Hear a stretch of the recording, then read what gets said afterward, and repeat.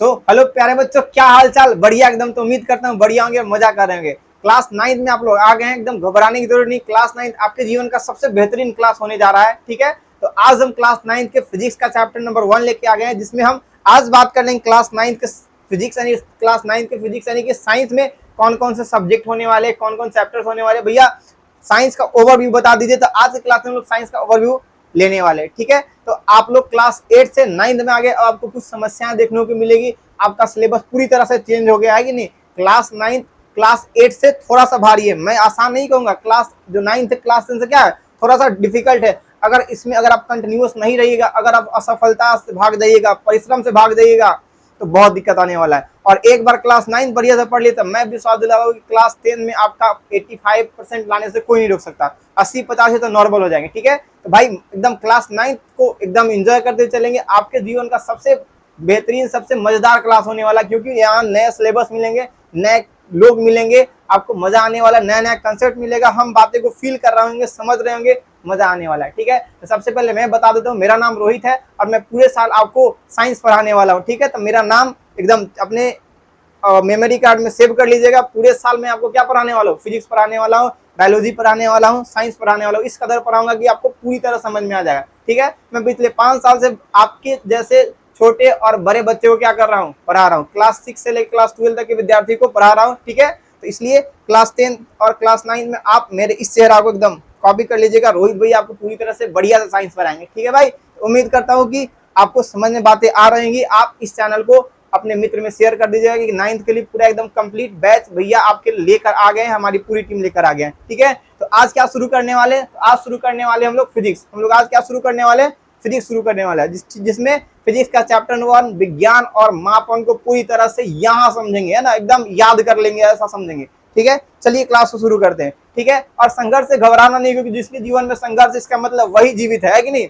संघर्ष एकदम जरूरी है। 2 लाइन संघर्ष के लिए क्या है कि संघर्ष नहीं जीवन में जिनके, संघर्ष नहीं जीवन में जिनके वो भी बड़े अभागे होंगे। संघर्ष नहीं जीवन में जिनके वो भी बड़े अभागे होंगे। या तो प्रण को तोड़ा होगा, या तो प्रण को तोड़ा होगा, या मैदान छोड़ के भागे होंगे। तो यदि आप अपने संघर्ष से भाग रहे हैं, इसका मतलब प्रण तोड़ रहे हैं या फिर मैदान छोड़ रहे हैं कि नहीं। ऐसा नहीं करना है। हमको समस्याएं आएंगी, मजे से पढ़ना है, ठीक है। आपको जो भी समस्या हो, हमारी टीम और आपके अपने रोहित भैया पूरी तरह से आपके साथ है, ठीक है। अगर आपको किसी भी प्रकार के डाउट हो, है ना, भैया 9th में आ गए हैं, थोड़ा सा समस्या आ रहा है, मैथ को कैसे पढ़े, साइंस को कैसे पढ़े, और नोट्स हमको चाहिए था कि बड़े बड़े जो भैया लोग पास कर गए हैं, जिनका रिजल्ट बढ़िया है, जो बढ़िया पढ़ने में थे, उनका नोट्स हमको दे दीजिए। तो देखिए आपके लिए एक हेल्पलाइन नंबर है, इसका नंबर है 9471007389। इसको सेव कर लीजिएगा। आपको जीवन में जब भी दिक्कत हो पढ़ाई संबंधित, मैं और मेरी पूरी टीम आपको हमेशा हर समय आपकी मदद करेगी, ठीक है। तो इसको सेव कर लीजिएगा ना। किसी प्रकार की डाउट हो, आपको लेक्चर्स नहीं मिल पा रहे, पीडीएफ नहीं मिल पा रहे, क्लास के नोट्स चाहिए, इसके लिए आप इस पर क्या करेंगे, मैसेज कर देंगे, ठीक है, ज्वाइन कर लीजिएगा। इसके अलावा यदि आप लोग इंस्टाग्राम फेसबुक चलाते हैं, अगर नहीं चलाते तो बहुत बढ़िया है, नहीं चलाना है, ठीक है। अगर चलाते हैं तो आप हमें इसी नाम से फेसबुक पे सर्च मार सकते हैं, टेलीग्राम पे सर्च मार सकते हैं, इंस्टाग्राम पे हमसे जुड़ सकते हैं, ठीक है। मैं आपके साथ हमेशा रहूंगा, ठीक है भाई। अब क्लास को शुरू करते हैं दोस्त, ठीक है। चलो देखिए सबसे पहले हम बात करने वाले भैया कि इस चैप्टर में क्या होने वाला। इस चैप्टर जो फिजिक्स का चैप्टर नंबर 1 है, इसमें क्या होने वाला है, ठीक है। फिजिक्स के बारे में पढ़ लेते, उसके बाद हम साइंस के बारे में पढ़ेंगे, ठीक है। देखिए चैप्टर फ्लो क्या होने वाला है। तो हमारा चैप्टर का नाम है विज्ञान और मापन, विज्ञान और मापन, ठीक है। हम सभी बातों को समझेंगे, लेकिन सबसे पहले मोटा मोटी समझते हैं कि इस चैप्टर में क्या होने वाला है, ठीक है। चलिए इस चैप्टर में सबसे पहले हम राशि के बारे में पढ़ेंगे। भैया राशि क्या होता है, वही राशि जो आगे पंडित जी देख के चल जाते, तुला राशि, मेष राशि, सिंह राशि, नहीं वो राशि नहीं, फिजिक्स वाली राशि, ठीक है भाई। उसके बाद राशि के प्रकार क्या है, तुला उला वाला नहीं होगा। राशि कितने प्रकार के होता है, फिजिक्स के अनुसार समझेंगे। आप मोटा मोटी समझिए चैप्टर में क्या क्या होने वाला है। आपको एक एक चीज बारीकी से मैं समझाऊंगा, मैं पूरी याद दिलाने की आपकी जिम्मेदारी लेता हूँ, ठीक है, समझिए। उसके बाद हमको समझना है कि मात्रक क्या होता है भैया, जिस है ना, और इसके प्रकार क्या क्या होता है, ठीक है। इसके अलावा एसआई मात्रक पढ़ेंगे, और कुछ मात्रकों की पद्धति जो है जिसका यूज हम लोग करते हैं फ्रीक्वेंटली, उसके बारे में समझेंगे, ठीक है। इसके अलावा विभिन्न पद्धति में कौन कौन राशि किस रूप में लिखा जाता है वो पढ़ेंगे। और भैया लास्ट में आपको समस्या आती है क्वेश्चन बनाने में ना, अब नहीं आएंगी, पढ़ेगा बिहार की टीम, आपके अपने रोहित भैया आपके साथ है, ठीक है। आपको अब समस्याएं नहीं आएंगी, ठीक है। तो किताब के सारा क्वेश्चन करवाऊंगा, एक एक क्वेश्चन कराऊंगा, ऑब्जेक्टिव सब्जेक्टिव सब। और इसके अलावा अगर आपको अच्छा लगा तो कुछ क्वेश्चन और करवा दूंगा ऑब्जेक्टिव, क्योंकि क्लास 10th में ऑब्जेक्टिव क्वेश्चन ज्यादा पूछ जाते 50%। ठीक है, यहां तक बात समझ में आया, यहां तक समझ में आया। आगे बढ़े, चलो चलो देखो आगे बढ़ते हैं। अब आगे बढ़ते हैं, आज के चैप्टर में हम क्या करने वाले भैया, आज आप क्या पढ़ाने वाले हो। हम तो समझ गए फिजिक्स में ये होगा, क्या होगा थोड़ा देर में आपको हम पूरी तरह से डिटेल कर देते हैं। ठीक है, लेकिन आज क्या पढ़ाने वाले हो। आज के लेक्चर में हम सबसे पहले क्लास 9वीं का परिचय समझेंगे, क्या है क्लास 9, क्लास 9 8 से किस प्रकार से अलग है ये समझेंगे, है कि नहीं। इसके अलावा हम विज्ञान और उसकी शाखा के बारे में समझेंगे, भैया विज्ञान साइंस का और कोई भाई बहन ने कहा उसके बारे में समझना है। ठीक है, साथ साथ 9वीं विज्ञान का पाठ्यक्रम क्या है ना, 9वीं विज्ञान में जो आ जाएगा उसका पाठ्यक्रम क्या क्या है, मतलब सब्जेक्ट कौन कौन है, चैप्टर्स कौन कौन है, ये सब पढ़ेंगे। ठीक है, क्या आप लोग रेडी है, क्या आप लोग रेडी है। अगर रेडी है तो फटाफट वीडियो को लाइक कर दीजिएगा, है ना, और कमेंट करके बताइए कि भैया हम रेडी हो गए हैं, शुरू करें। चलो ठीक है भाई, सबसे पहले बात क्लास 9 का परिचय। भैया क्लास 9 में आ गया ना, हम 8 में थे, अच्छा भला हम पढ़ रहे थे, लेकिन अब 9 में आ गए। 9 में आगे हमको जिम्मेदारी लग रहा है कि भैया ठीक 1 साल बाद हमारा 10th का एग्जाम है, और बोर्ड का एग्जाम बहुत इंपॉर्टेंट माना जाता है, एकदम बहुत इंपॉर्टेंट है। ठीक है, एकदम बहुत इंपॉर्टेंट है। क्लास 10th का बोर्ड का एग्जाम बताता है कि आप किस प्रकार से कैपेबल हो, आप भविष्य में कितना आगे तक जाइएगा ये बताता है। तो लापरवाही नहीं करेंगे, संघर्ष नहीं भागेंगे। ठीक है, समझिए। तो 9 8 से हम लोग किस में आ गए, 9 में। भैया कुछ लोग कह रहे हैं कि 9th बहुत हार्ड है, क्या बात आप सही बोल रहे हैं, क्या वो लोग सही हैं, बहुत हार्ड है भैया, क्या सही में है। तो भाई है ना, क्या 9th आसान होने वाला, भारी होने वाला। तो मैं आपको एक बात बताता हूँ, क्लास 8 से 9th थोड़ा सा अलग है। आप छोटे पैदान से बड़े पैदान में जाते तो यहाँ डिफिकल्टी आएगी। तो मैं ये नहीं कहूँगा पूरा आसान है पूरा हार्ड है, लेकिन भाई 8 से क्लास 9 थोड़ा सा वास्ट, मतलब थोड़ा सा हार्ड जरूर है। अगर इसमें आप लापरवाही कीजिएगा तो फिर परेशानी होगा। ठीक है, तो 8 से हम 9th में आ गए। यहाँ पे भैया थोड़ा सा है ना, बहुत हार्ड तो नहीं कहेंगे, लेकिन फिर भी थोड़ा सा आपको रेगुलर पढ़ना पड़ेगा, है ना। थोड़ा तो हार्ड है ना, हम इस बात से डिनाई नहीं करें, थोड़ा हार्ड है। ठीक है, क्यों हार्ड है भैया, इसका सिलेबस जो होता है, सिलेबस मतलब जो पाठ्यक्रम है वो ज्यादा है। सिलेबस क्या है, ज्यादा है। सिलेबस क्या है, ज्यादा है। क्लास 8 में जब क्लास 8 में थे तो साइंस का एक ही बुक, क्लास ना सोशल साइंस सबका कम चैप्टर थे, इसमें चैप्टर्स ज्यादा, कंसेप्ट ज्यादा, थोड़ा सा कहीं ना कहीं मुश्किल है। मैथ में भी अलग अलग कंसेप्ट आएंगे तो थोड़ा सा नए बात को पढ़ने में समय लगता है, तो कहीं ना कहीं क्लास 9th 8 की अपेक्षा में हार्ड तो है, इस बात से डिनाई नहीं करेंगे। लेकिन मैं आपको गारंटी देता हूं कि आपको हार्ड नहीं लगेंगे अगर आप रेगुलर हमारे साथ या फिर अपने शिक्षक के साथ बने हैं तो। ठीक है, चलो भाई, भैया सिलेबस अगर परिचय के बारे में बात करते हैं, 9th में होता क्या है, 9th में सब्जेक्ट कितने हैं। तो भैया 9th में सब्जेक्ट टोटल है 6। टोटल क्या को सब्जेक्ट है, 6 विषय है। क्या को विषय है, 6 विषय है। भैया कौन कौन विषय है भाई, सबसे पहले बात करते हैं, वही आप हमारा सबसे प्यारा मैथ, गणित। सबसे पहले कौन है, गणित होंगी। उसके बाद भैया विज्ञान आ जाएगा, उसके बाद क्या आ जाएगा, विज्ञान। ठीक है, उसके बाद भैया सामाजिक विज्ञान आ जाएगा। क्या आ जाएगा, सामाजिक विज्ञान। क्या आ जाएगा, सामाजिक विज्ञान हो जाएगा। क्या होगा, सामाजिक विज्ञान। उसके बाद भैया भाषा वाला सब्जेक्ट आ जाएगा, जिसमें क्या होगा, हिंदी होगा। क्या होगा, हिंदी, इंग्लिश और संस्कृत। हिंदी होगा, अंग्रेजी होगा और क्या होगा, संस्कृत। हिंदी होगा, अंग्रेजी होगा और क्या होगा, संस्कृत। हिंदी होगा, अंग्रेजी होगा और क्या होगा, संस्कृत होगा। ठीक है भैया, ये सब पढ़ना है हमको, ये सब पढ़ना है। ये तीनों क्या है, ये तीनों भाषा वाला सब्जेक्ट है। कैसा सब्जेक्ट है, भाषा, है ना, भाषा वाला सब्जेक्ट है। ठीक है, ये सब कैसा सब्जेक्ट है, भाषा वाला। ठीक है, यहाँ तक बात समझे। तो क्लास 9th में आपको ये देखने को मिल जाएंगे, है ना, कि भैया मैथ पढ़ना है, साइंस पढ़ना है, सोशल साइंस पढ़ना है, हिंदी इंग्लिश और संस्कृत पढ़ना है। ठीक है भैया, तो क्लास 8 में भी तो ऐसा था, लेकिन क्लास 9 का सिलेबस में चैप्टर्स थोड़ा ज्यादा हैं, चैप्टर्स थोड़ा सा एडवांस है, क्योंकि क्लास 9 और क्लास 11 एकदम मिलता जुलता सिलेबस है। तो क्लास 11 में जो पढ़ना उसका बेसिक कौन है, क्लास 9। अगर जिनका 9th खराब गया तो वो 10th तो खराब कर ही लेंगे, और साथ साथ उनका 11 भी खराब होगा। इसलिए क्लास 9 को एकदम दिल से पढ़ना, मन से पढ़ना। ये साल भर आप पढ़ लीजिएगा तो क्लास 10 में अगर आप कम भी पढ़िएगा तब भी आपका ज्यादा नंबर आ जाएगा। ठीक है, यहाँ तक बात समझ में आया। तो सब्जेक्ट कितने, टोटल 6 सब्जेक्ट है। टोटल कितने सब्जेक्ट है, 6। भैया आज किसके बारे में पढ़ने वाले हम लोग, तो भैया आज हम आपको साइंस के बारे में बताने वाले, विज्ञान के बारे में। किसके बारे में, विज्ञान को डिटेल में समझाने वाले। ठीक है, यहाँ तक बातें आपको समझ में आया। अब आगे बढ़ते हैं। ठीक है, अब आगे बढ़ते हैं। ठीक है, अब क्या करते हैं, आगे बढ़ते हैं। ठीक है, तो हम विज्ञान के बारे में समझने वाले, किसके बारे में समझने वाले, विज्ञान के बारे में। ठीक है, हम किसके बारे में समझने वाले, विज्ञान के बारे में। ठीक है, तो आपका सबसे प्यारा क्लास होने वाला क्लास 9। ठीक है, अब शुरू करेंगे विज्ञान। तो भैया स्वागत है आपके क्लास 9 यानी सबसे प्यारा क्लास में। ठीक है, आपके जीवन के सबसे प्यारा क्लास, जिसमें आपको बहुत मजा आने वाला, अलग अलग नया नया कंसेप्ट आएगा, नए नए लोग आपको मिलेंगे, नए नए बातें को सीखेंगे, एग्जाम का एक्सपीरियंस नया होने वाला होगा, मजा आ जाएगा। ठीक है, आपके जीवन का सबसे प्यारा क्लास है, तो इसलिए इसको एंजॉय करते हुए चलेंगे, थोड़ा सा भी स्ट्रेस नहीं लेंगे। ठीक है, चलिए अब शुरू करते हैं विज्ञान के बारे में। इसको भी डाउट था कि विज्ञान है क्या, इसको भी क्या था डाउट, विज्ञान क्या है, लेकिन फिर इसने पढ़ा और इसको पता चल गया कि विज्ञान है क्या। ठीक है, अब समझो विज्ञान है ना। विज्ञान अगर बात करते हैं, विज्ञान शब्द बी प्लस ज्ञान से मिलकर बना हुआ। बी का मतलब था विशेष, बी का मतलब क्या होता है विशेष, और ज्ञान का मतलब जानकारी। ज्ञान का मतलब क्या होता है जानकारी, ज्ञान का मतलब क्या होता है जानकारी। तो किसी वस्तु के बारे में, किसी वस्तु के बारे में जो विशेष जानकारी होता है, किसी वस्तु के बारे में जो विशेष जानकारी होगा उसी को क्या बोलेंगे विज्ञान। किसी वस्तु के बारे में विशेष जानकारी होगा उसी को क्या बोलेंगे विज्ञान। यानी विज्ञान किसी भी चीज के बारे में हम डिटेल में जानेंगे, किसके किसके बारे जानेंगे डिटेल में। जैसे अगर हम बात करेंगे ये इससे क्यों लिखा रहा है, क्यों लिखा रहा है, क्योंकि इसके अंदर कुछ प्रॉपर्टी होंगी जो इसको उस काबिल बना रहा है जिससे लिखा रहा है। इस पर हम क्यों देख पा रहे हैं, क्योंकि यह एक बोर्ड की तरह है, डिस्प्ले है जिस पर हम देख पा रहे हैं। तो अगर हम इसके बारे में सोचेंगे तो हम समझेंगे आखिर इसमें चल क्यों रहा है, भैया लिख रहे हैं आपकी तो बोर्ड की तरह काम कर रहा है, लेकिन बड़ा टीवी है।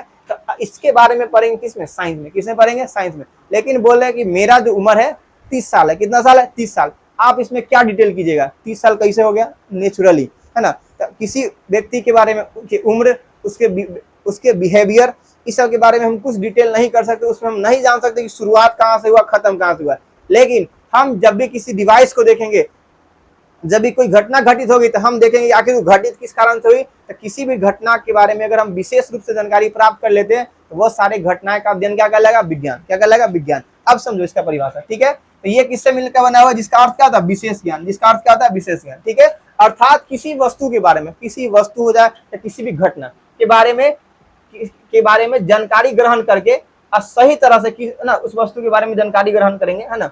अर्थात किसी वस्तु के बारे में जानकारी ग्रहण करके उसे सही, किसी वस्तु के बारे में, है ना, जानकारी ग्रहण करके, ठीक है, जानकारी ग्रहण करके उसे सही तरीका से लागू करना एवं किसी भी वस्तु का सही अवलोकन करना तथा विश्लेषण करने से क्या बोलते हैं, विज्ञान। ठीक है भैया, क्या आप समझा दिए, नहीं समझ में आया, अब समझो।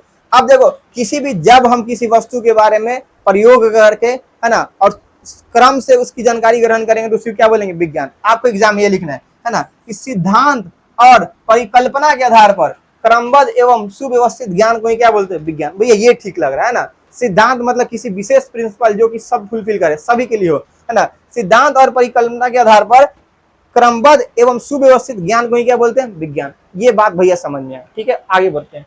ठीक है, आगे बढ़ते हैं। अब देखो, अब जब भी हम कोई भी घटना को वैज्ञानिक तरह से समझेंगे ना, विज्ञान में पढ़ेंगे, तो कुछ बातें होंगी। जब भी कोई घटना घटित होती है तो हम कुछ बात सोचते हैं कि घटना घटित कैसे हुआ। इसे देखो, एक घटना की परिकल्पना करते हैं, वैज्ञानिक विधि क्या होता है कि सबसे पहले हम कोई घटना घटित होगी तो हम जांच करेंगे आखिर हुआ कैसे। जैसे आप खुद समझिए कि अगर कोई व्यक्ति, है ना, अगर मान लेते अगर पुलिस वाला आया,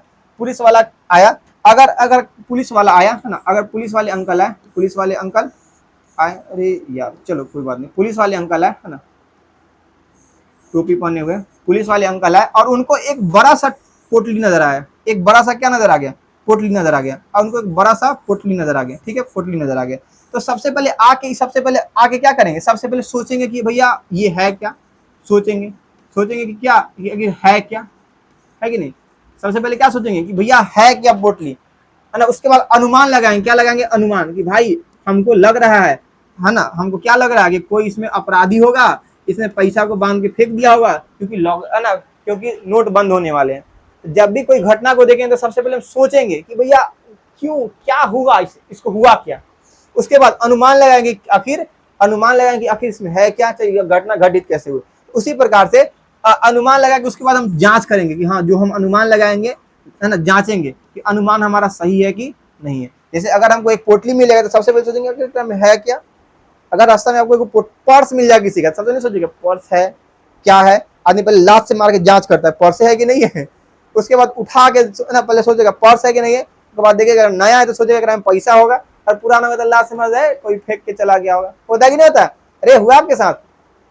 ठीक है, तो सबसे पहले हम सोचे कि है, उसके बाद जांच कर ली नया है पुराना है ना। उसके बाद अगर जांच करने के बाद पता चलता तो उसको चेक करेंगे उठा के सही में पैसा है कि नहीं है ना। अगर होगा तब सोचेंगे कि अरे पैसा वाला फेंक के क्यों दे दिया, उसके बारे में तब विश्लेषण से ज्ञान ग्रहण करेंगे। तो जब भी कोई घटना घटित होता है तो हम जब भी कोई घटना को देखेंगे तो उसका अध्ययन करने कुछ चरण होता है कि यहाँ सबसे पहले हम सोचेंगे, उसके बाद अनुमान लगाएंगे, फिर उसकी जांच करेंगे।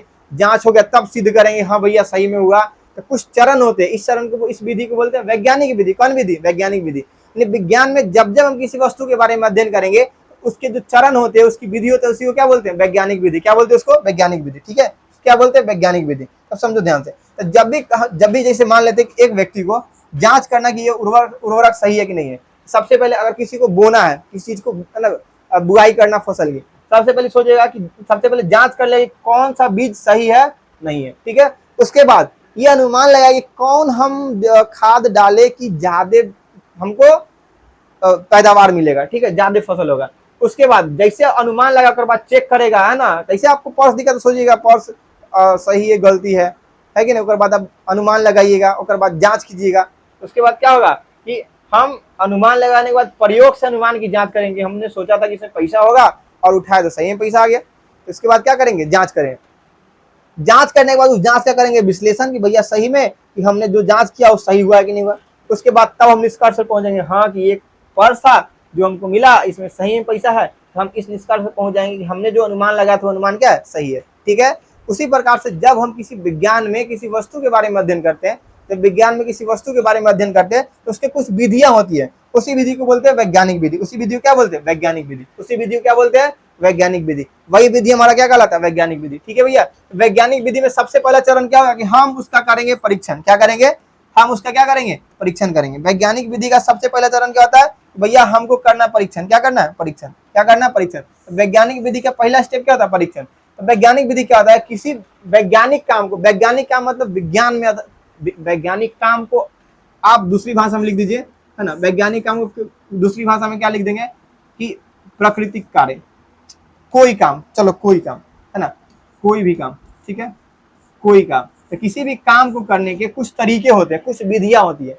इसे कहीं से सब्जी बना तो उसके कुछ स्टेप है कि हाँ सबसे पहले ये करना होगा, उसके बाद ये करना होगा, उसके बाद ये करना होगा। उसी प्रकार से जब हम वैज्ञानिक तरीका से किसी वस्तु का जांच करेंगे तो उसके कुछ चरण होंगे। ठीक है, चलो ठीक है, उसी को क्या बोलते हैं? वैज्ञानिक विधि। तो किसी वैज्ञानिक काम को करने की कुछ तरीका यानी कुछ विधियां होती है, जिसको क्या बोलते हैं? जिसको वैज्ञानिक विधि कहते हैं। क्या कहते हैं? वैज्ञानिक विधि। इसके मुख्य 5 अंग है। कितने अंग है? 5 अंग। ठीक है, इसके मुख्य कितने अंग है? 5 अंग है। इसके कुछ मुख्य कितने अंग है? 5 अंग। ठीक है, इसके मुख्य क्या अंग है? 5 अंग। ठीक है, या फिर हम इसको 6 भी कर सकते हैं, कहीं कहीं 7-8 विधि होता है, लेकिन समझेंगे। ठीक है, पहला क्या करा है कि हम घटना का सावधानी पूर्वक परीक्षण करेंगे। जो घटना घटित होगी हम जांच करेंगे कि आखिर हुआ क्या, क्या है नहीं है। ठीक है, उसके बाद उसका कारण का पता लगाएंगे, आखिर भैया यह किस कारण से घटना घटित हुआ होगा। ठीक है, वैज्ञानिक विधि का पहला विधि क्या है कि सबसे पहले हम घटना का क्या करेंगे? सावधानी पूर्वक परीक्षण। उसके बाद उसके संभावित कारणों का अनुमान लगाएंगे, आखिर यह कार्य घटित हुआ तो क्यों घटित हुआ। इसके बाद हम उसका परीक्षण करेंगे और प्रयोग करेंगे, तब सिद्ध करेंगे सही में यह काम किया है तो वही कारण से घटना घटा है कि दूसरे कारण से। ठीक है, तब उस कारण की जांच करेंगे, अनुमान लगाएंगे, कारण का संभावित कारण का अनुमान लगाएंगे, फिर हम उसको जांच करके देखेंगे जो कारण हमने सोचा था वही है कि नहीं है। उसके बाद जांच के आधार पर हम किसी निष्कर्ष पे पहुंचेंगे। जांच के आधार पर क्या पहुंचेंगे? निष्कर्ष पे। और उसके बाद आवश्यकता पड़ेगा तो हम उसके अपने विचार और सोच में क्या करेंगे? परिवर्तन। क्या करेंगे? विचार और सोच में परिवर्तन करेंगे। और विचार और सोच में परिवर्तन करने के बाद यदि आपको मन करे तो हम लिख सकते हैं कि बाद में भैया हम निष्कर्ष पर पहुंचेंगे। कहाँ पहुंचेंगे? निष्कर्ष। अंत में किससे पहुंचेंगे? निष्कर्ष पे। अंत में कहाँ पहुंचेंगे? निष्कर्ष पे। इसी को देखिए ट्री की तरह समझाया गया। जो साइंटिफिक मेथड होता है, कौन सा मेथड? साइंटिफिक मेथड, वैज्ञानिक विधि। सबसे पहले हम जांच यानी परीक्षण करेंगे, उसके बाद कारण का पता लगाएंगे क्यों हुआ, उसके बाद घटना का हम लगाएंगे अनुमान, भैया कि हुआ क्या है। जो अनुमान लगेगा उसको प्रयोग से सिद्ध करेंगे कि सही में जो हम अनुमान सोचे वही है कि नहीं है। उसके बाद हम उसका विश्लेषण करेंगे जांच पड़ताल करने के बाद प्रयोग से। ठीक है, और जब भी विश्लेषण करेंगे अगर परिवर्तन करना हो कोई चीज को तो परिवर्तित करेंगे, नहीं तो भाई तो हम निष्कर्ष पहुंच जाएंगे हाँ हेंस प्रूव्ड कि यह जो पोटली था इसमें पैसा नहीं है, कोई वस्तु अपना सामान को छोड़ के चला गया। क्लियर है बात? यहाँ तक बात एक समझ में आया। तो साइंटिफिक विधि की, वैज्ञानिक विधि के कुल कितने चरण? तो कुल होते हैं 5 चरण। ठीक है भाई, चलो आगे बढ़े। चलिए अब बात करेंगे क्या? अब बात करेंगे विज्ञान की शाखाएं। किसकी शाखाएं? विज्ञान। तो भाई विज्ञान की 2 लड़के, है ना, विज्ञान को 2 भाग में बांटा गया। विज्ञान का बंटवारा होता है कितने भाग में? 2 भागों में। सबसे पहले एक जीव विज्ञान। कौन विज्ञान? जीव विज्ञान। जीव विज्ञान को बायोलॉजी बोलते हैं या फिर इसको लाइफ साइंस बोले। कौन सा साइंस बोले? लाइफ साइंस, है ना। कौन साइंस बोले? Life science. ठीक है, विज्ञान बायोलॉजी बोले या फिर क्या बोले? Life science. दूसरा होता है भौतिक विज्ञान। कौन सा विज्ञान? भौतिक विज्ञान। इसको क्या बोलते हैं? Physical science. कौन सा साइंस? फिजिकल साइंस, है ना। कौन साइंस? Physical science. अब दोनों के बारे में समझो। विज्ञान की कितनी शाखा है? दो, भौतिक विज्ञान और कौन सा विज्ञान? जीव विज्ञान, है ना। फिजिकल साइंस और कौन साइंस? Life science. भैया फिजिकल मतलब होता है कि जो हम जिसको महसूस कर सकते हैं, जिसको हम देख सकते हैं, महसूस नहीं, जिसको हम देख सकते हैं। जैसे ये वस्तु क्या? फिजिकल ऑब्जेक्ट है। हम लोग क्या है? फिजिकल ऑब्जेक्ट है। हमारे पास जो मोबाइल है क्या है? फिजिकल ऑब्जेक्ट है कि नहीं, है ना। हम लोग जितना सुख सुविधा खरीद के लाए, सोफा, टीवी, कूलर, पंखा, ये सब क्या है? फिजिकल साइंस है। तो देखिए गांव देहात में आदमी कहता है ना, ज्यादा भौतिक सुख में नहीं रहिए, तो जिंदगी आपका नरक हो जाएगा। ज्यादा सुख सुविधा में रहिएगा तो फिर परेशानी हो जाएगा, आप काम ही नहीं कर पाइएगा।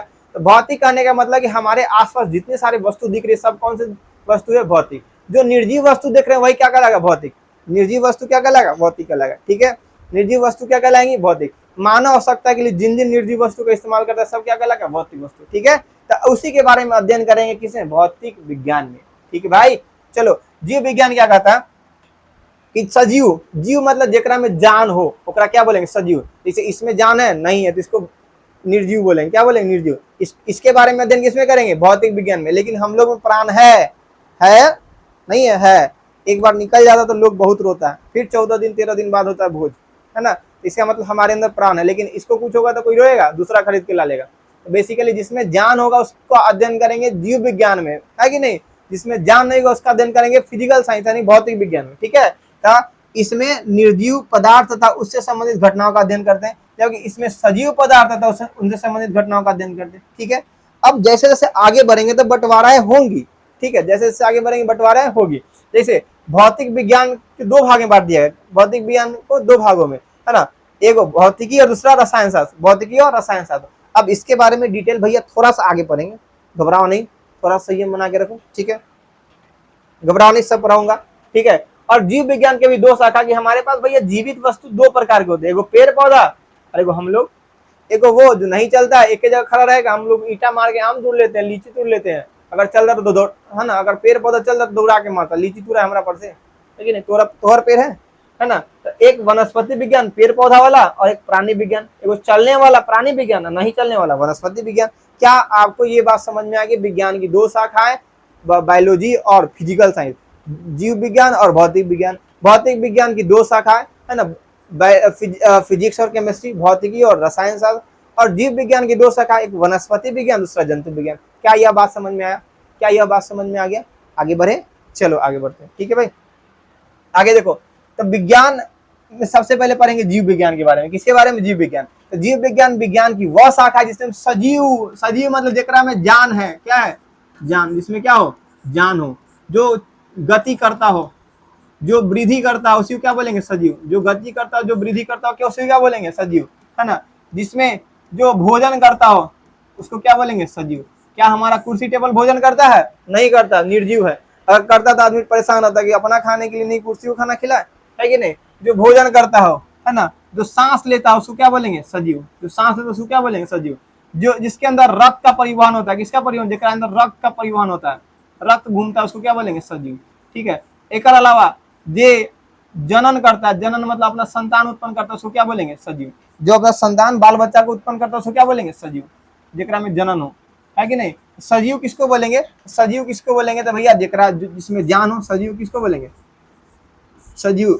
सजीव के गुण अगर बोलेंगे तो भैया इसके अंदर सबसे पहले क्या होगा? प्राण होगा। क्या होगा? प्राण हो। ठीक है, दूसरा जो गति करे, क्या करे?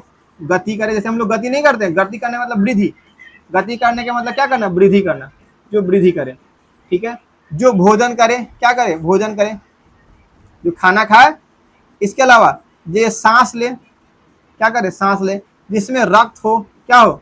जिसमें रक्त का परिवहन हो। इसमें किसका परिवहन हो? रक्त का क्या हो? परिवहन हो। वैसे उसको हम क्या बोलेंगे? उसको हम बोलेंगे सजीव। क्या बोलेंगे? सजीव। एक अलावा भैया जो जनन करे, है ना, जो अपना बच्चा को उत्पन्न करे, अपने संतान को जन्म दे, जो अपने संतान को क्या करे? संतान को जन्म दे, उसी को तो हम सजीव बोलेंगे। उसी को क्या बोलेंगे? सजीव। उसी को क्या बोलेंगे? सजीव। तो इतना बात समझ में आ गया। सजीव के लिए कुछ कंडीशन है कि उसमें प्राण होना चाहिए, वो गति या वृद्धि करे, उसी को सजीव बोलेंगे। तो सजीव के बारे में जब अध्ययन करेंगे तो उसी चीज को क्या बोलेंगे? जीव विज्ञान। जीव विज्ञान किसकी शाखा है? विज्ञान की शाखा, जिसमें हम लोग क्या पढ़ेंगे? जिसमें हम लोग सजीव के बारे में अध्ययन करेंगे। और सजीव के अंदर कौन कौन घटनाएं घटित होती है कि सजीव भैया भोजनों करता है, सांसों लेता है, गति भी करता है, अपना जैसे संतानों उत्पन्न करता है, पेड़ पौधा तो फल बनाएगा, इंसान है तो अपन बच्चा बनाए, अपने बच्चे को जन्म देगा, बच्चा जन्म देता है कि नहीं। तो ये सब घटनाएं किसमें पढ़ेंगे? सजीव। बायोलॉजी में क्या पढ़ेंगे? बायोलॉजी क्या है कि बायोलॉजी विज्ञान की वह शाखा है जिसके अंदर हम सजीव और उसका अंदर घटित होने वाली घटना, जैसे हमारे अंदर बीमारी आ जाता है तो बीमारी के बारे में किसमें पढ़ेंगे? सजीव में। जीव विज्ञान में। हम बड़े हो रहे हैं किसमें पढ़ेंगे? बायोलॉजी में, है ना। हम सांस लेते हैं किसमें पढ़ेंगे? बायोलॉजी में। हम लोग खाना खाते हैं, गवत खाना, किसमें पढ़ेंगे? सजीव में। हम लोग वृद्धि करते हैं, बचपन में छोटे से थे अब बड़े हो गए हैं, किसमें पढ़ेंगे? बायोलॉजी में। दाढ़ी मूछ आ गया भैया आपका, ये भी पढ़ना है, ये भी पढ़ना है किसमें? बायोलॉजी में। ठीक है। बाल भैया, बाल के बारे में पढ़ना है किसमें? बायोलॉजी में। त्वचा के बारे में किसमें पढ़ेंगे? बायोलॉजी में। भैया हम अपने बारे में सारी जानकारी किसमें पढ़ेंगे? बायोलॉजी। पेट के अंदर क्या है? किडनी, लीवर, फेफड़ा, किसमें पढ़ेंगे? बायोलॉजी में। आया बात समझ में? सजीव हम लोग हैं, हमारे अंदर जो जो चीज है, जो जो घटना घटित हो रही सबका अध्ययन किसमें करेंगे? बायोलॉजी में। ठीक है। इसकी दो शाखा है, क्योंकि एक होता है पेड़ पौधा जो गति नहीं करता है और एक होता है जीव जंतु जो गति करता है। तो इसकी कितनी शाखा है? दो शाखा है। एक में हम पढ़ेंगे पेड़ पौधा के बारे में जिसको क्या बोलते हैं? वनस्पति विज्ञान या बोटनी, और दूसरा पादप विज्ञान चाहे प्लांट साइंस। ठीक है। और दूसरा क्या? प्राणी विज्ञान, जूलॉजी, चाहे हम जंतु विज्ञान एनिमल साइंस कहेंगे। तो ये बातें समझ में आ गया। ठीक है। अब समझो आगे। अब समझो वनस्पति विज्ञान किसे कहते हैं? तो जीव विज्ञान की वैसी शाखा जिसमें हम पेड़ पौधा और उसमें घटित होने वाली घटनाओं का अध्ययन करेंगे। जिसमें पेड़ पौधा और उसमें घटित होने वाली घटनाओं का अध्ययन करेंगे उसी को क्या बोलेंगे? वनस्पति विज्ञान, है ना। अब पेड़ पौधा जीव के अंदर जो घटना घटित है उसको बोलते हैं जैविक क्रिया। कौन सा क्रिया? जैविक क्रिया। जैसे हम लोग खाना खा रहे हैं तो खाना भी कौन सी क्रिया हो जाएगा? जैविक क्रिया। हम लोग सांस ले रहे हैं, कौन सी क्रिया हो जाएगा? जैविक क्रिया। हम लोग, है ना, वृद्धि कर रहे हैं, सभी कौन क्रिया हो जाएगा? जैविक क्रिया। हमारे शरीर से पसीना निकल रहा है गर्मी के दिन में, कौन सी क्रिया? जैविक क्रिया। यह बात समझ में आया? ठीक है। तो जीव विज्ञान की वह शाखा जिसके अंतर्गत हम पेड़ पौधा एवं उसमें घटित होने वाली जैविक क्रियाओं का अध्ययन करेंगे उसी को क्या बोलेंगे? उसी को हम वनस्पति विज्ञान कहते हैं। ठीक है। वनस्पति विज्ञान के बारे में बताने वाले एक व्यक्ति थे जिनका नाम था थियोफ्रेटस। क्या नाम था? थियोफ्रेटस। तो जिस सब्जेक्ट के बारे में जो ज्यादा जानकारी दिए उसको उन सब्जेक्ट का पितामह, जनक, बाबूजी यही कहा जाता है। ठीक है। फादर, क्या कहा जाता है? फादर। तो अगर वनस्पति विज्ञान के जनक कहेगा या वनस्पति विज्ञान के पिता कहेगा या वनस्पति विज्ञान के बाबूजी कहेगा, है ना, बाबूजी कौन हो जाएगा? थियोफ्रेटस। कौन हो जाएगा? थियोफ्रेटस। ठीक है भैया। अब अगर प्राणी विज्ञान के बारे में पढ़ेंगे तो क्या पढ़ेंगे? तो जीव विज्ञान की वह शाखा जिसमें हम लोग जीव जंतु मतलब जानवर के बारे में, हम लोग अपने बारे में, हम लोग जानवर हैं कि नहीं, उच्च श्रेणी के हाई क्वालिटी के एनिमल है। ठीक है। ठीक है। और उसमें घटित होने वाली जैविक क्रियाओं का अध्ययन करते हैं, उसी को क्या बोलेंगे? उसी को प्राणी विज्ञान कहेंगे। अब प्राणी विज्ञान के जनक कौन है? तो प्राणी विज्ञान के जनक है अरस्तु साहब। कौन है? अरस्तु साहब। कौन है? अरस्तु। अब यहां से सुनो ध्यान से। इंसान है ना, इंसान है ना, खुद खोज किया, पेड़ पौधा के बारे में अध्ययन किया और जंतु के बारे में अध्ययन किया, इंसान ही किया। कौन किया? इंसान। अब खुद समझो कि अगर हम लोग खोज करेंगे तो ज्यादा अपने बारे में खोज करेंगे कि पेड़ पौधा के बारे में? भैया इंसान कोई भी अपने बारे में ज्यादा जानता, दूसरा के बारे में काहे ज्यादा जानेगा?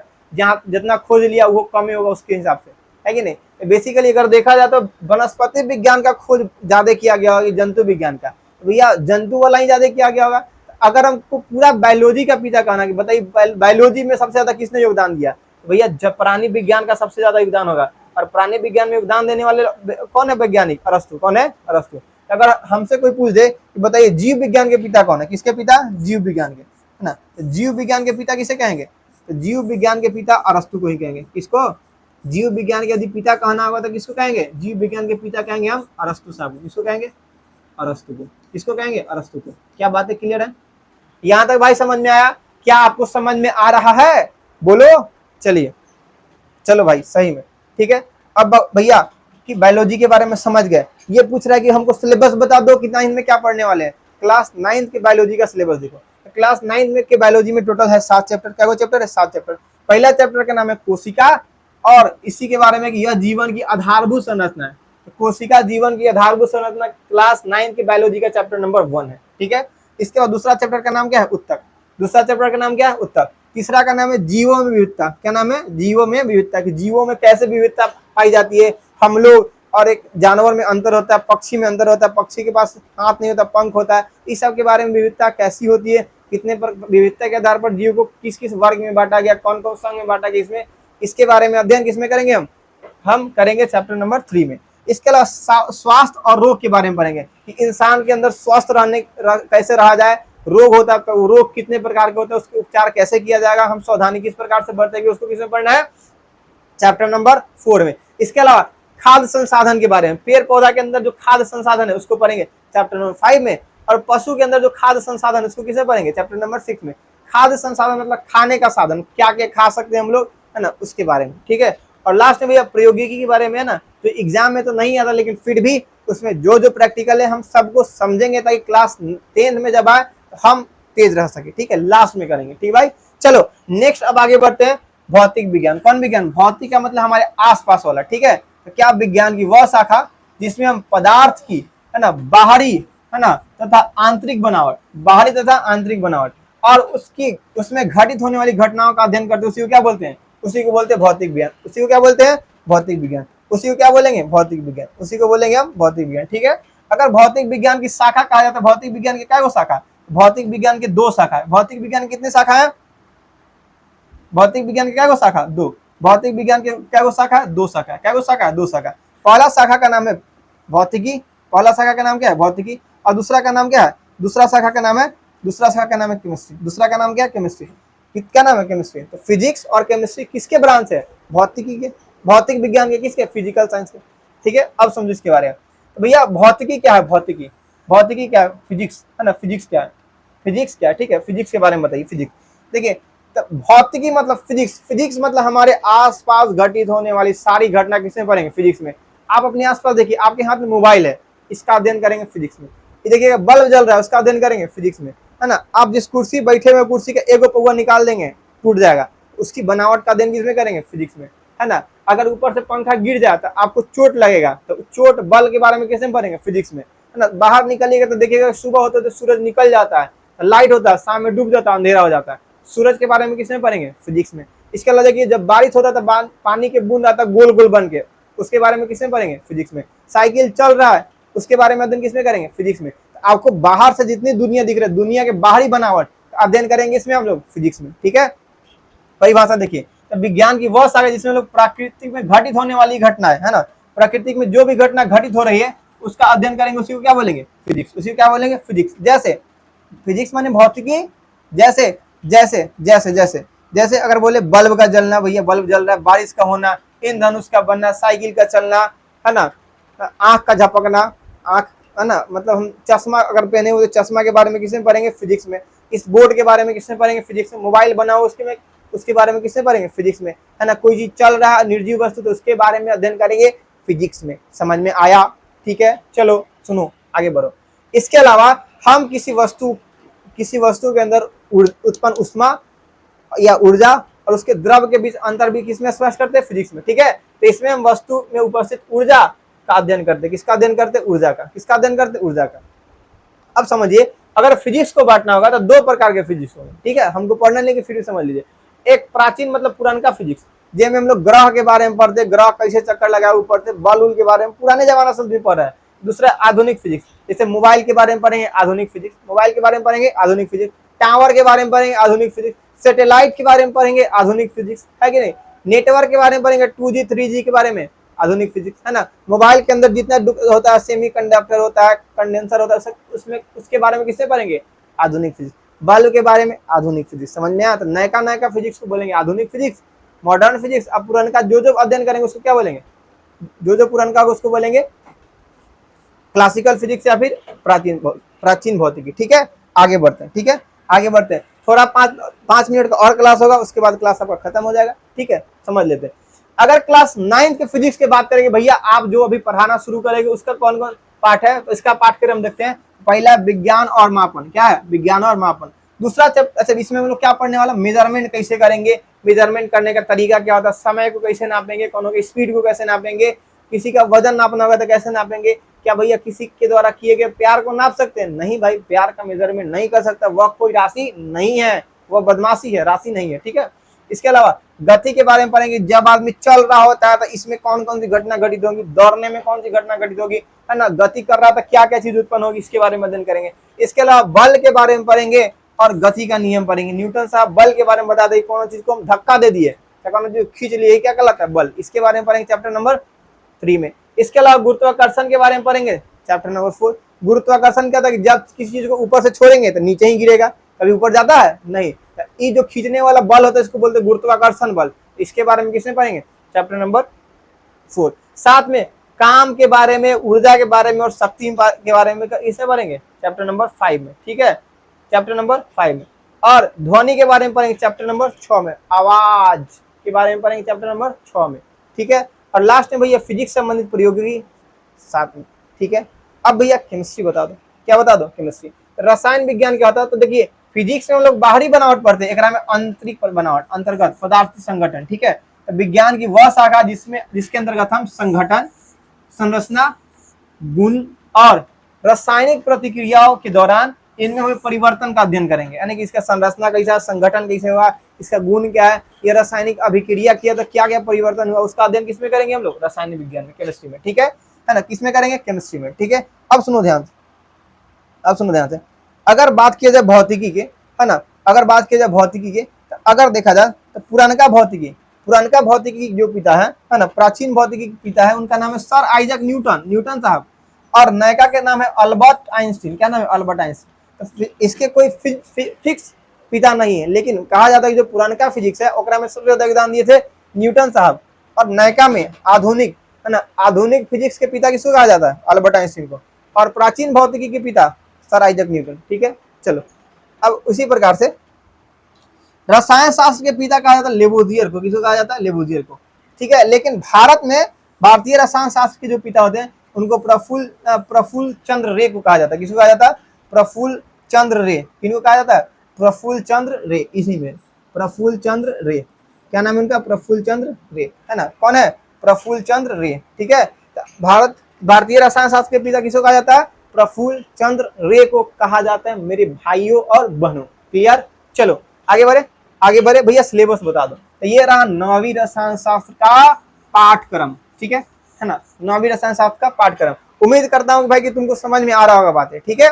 चलो अब इसमें क्या क्या पढ़ेंगे भैया, तो सबसे पहले हम लोग आसपास के पदार्थ के बारे में पढ़ेंगे कि पदार्थ है क्या, उसका बनावट कैसा है, ठीक है।